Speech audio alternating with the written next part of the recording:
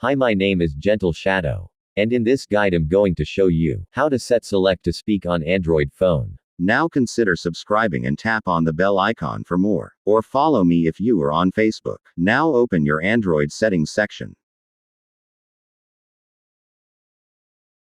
Here find accessibility.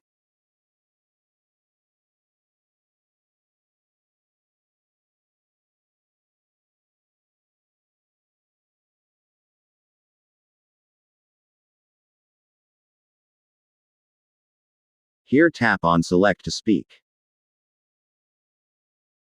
The first one I'm going to show you is how to change select to speak floating button.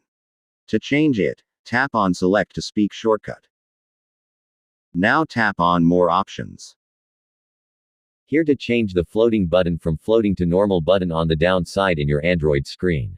Here click on location. Now tap on navigation bar.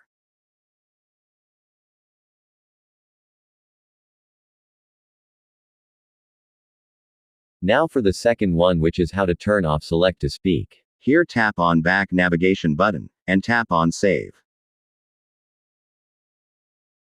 Now turn it off by tapping this toggle button beside select to speak shortcut.